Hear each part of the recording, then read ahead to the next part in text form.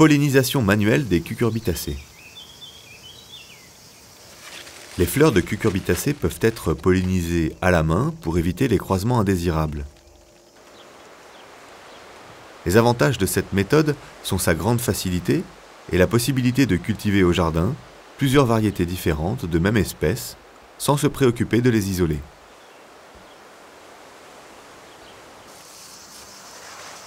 Voyons d'abord la pollinisation manuelle sur des fleurs de cucurbitacées assez grosses.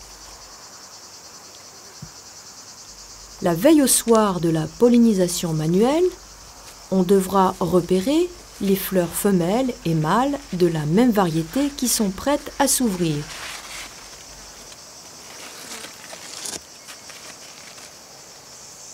Elles ont à cette période une couleur jaune crème caractéristique et ne sont donc pas encore épanouies. L'épanouissement de la fleur ne dure qu'1 jour. On distinguera les fleurs femelles qui possèdent sur leur tige le bébé fruit non développé, des fleurs mâles dont la tige est fine et non renflée.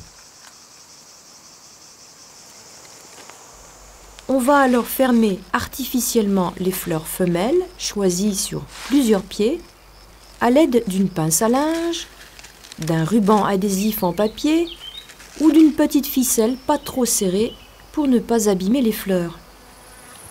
On fera de même pour les fleurs mâles, mais on en fermera 3, prises sur des pieds différents pour chaque fleur femelle, afin de garder une bonne diversité génétique. On empêche ainsi les insectes de pénétrer tôt le matin dans les fleurs. Pour repérer facilement le lendemain les fleurs sélectionnées, on peut poser des piquets de repérage. Le lendemain matin, on retrouve nos fleurs mâles qu'on va couper pour les présenter aux fleurs femelles choisies la veille.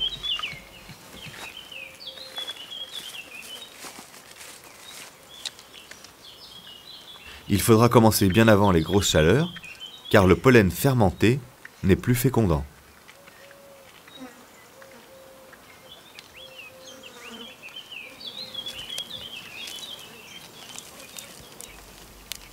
Les pétales des 3 fleurs mâles sont ôtés.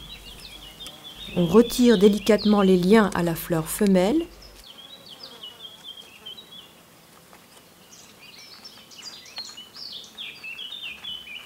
et on badigeonne le stigmate de la fleur femelle avec le pollen des 3 fleurs mâles. Si par hasard une abeille avait la malencontreuse idée de venir récolter du nectar sur la fleur femelle que vous êtes en train de polliniser, il ne faudra pas la conserver.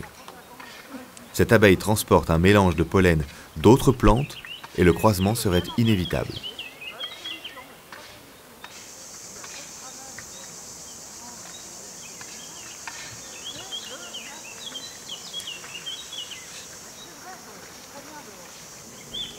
Une fois la pollinisation manuelle effectuée, on refermera délicatement les fleurs femelles, puis on les ligaturera de la même façon que la veille. Pour retrouver à la récolte le fruit pollinisé à la main, on marquera le pédoncule avec une étiquette ou un fil de couleur.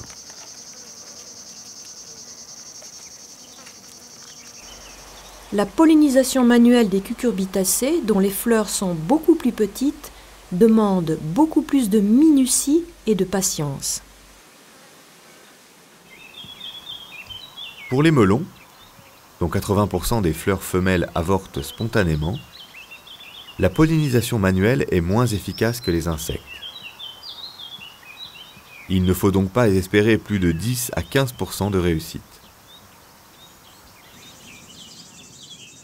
Par contre, le taux de réussite de la pollinisation manuelle des pastèques atteint 50 à 75% et les concombres 85%.